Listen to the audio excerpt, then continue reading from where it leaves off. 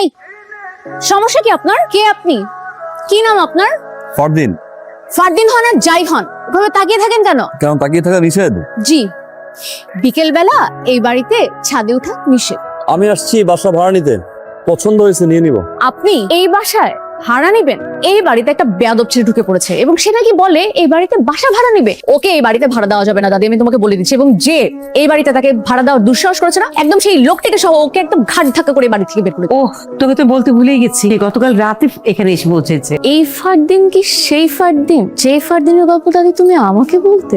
আপু জানিস আমাদের বিল্ডিং এ না একটা সুন্দর হ্যান্ডসাম ছেলে এসেছে, দেখলেই মনটা ভালো হয়েছে। তোমার এত হাসি দেখে মন ভালো করতে হবে না। কিন্তু আমাদের ছোটবেলা থেকে একটা স্বপ্ন ছিল একটা বিদেশি ছেলের সাথে প্রেম করা। এইচএসসি পাস করতে পারলি না, এর মধ্যে বিয়ে নিয়ে চিন্তা ভাবনা। আমার বধুরে ঘুমাতে যা। আপনি ফারদিন না? আমি সিঙ্গেল। কাঁচামরিচ কাঁচামরিচ দাদি পাঠাইছে। তুমি দাঁড়াও, আমি নিয়ে আসি।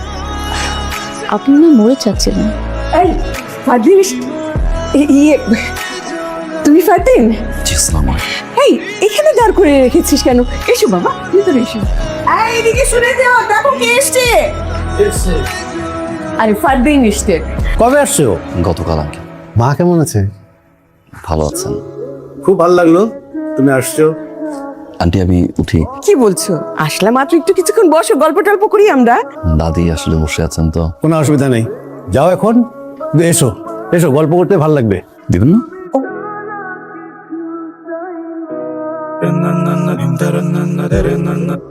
খাবেন? না। ওকে। কি রে তুই হঠাৎ? ডিম। ডিম? কিসের ডিম? কি মুরগির ডিম কি লাগবে তোর নাকি? বাসায় গেস্ট আসছে তো অনেক, তাই আম্মু বললো দাদির কাছ থেকে একটু কিছু ডিম নিয়ে আসতে। আরে তুই এখানে? তুই এখানে কি করছিস? তুই যে কাজে পাঠিয়েছো সেই কাজে এসছে। কি কারণে পাঠিয়েছিস?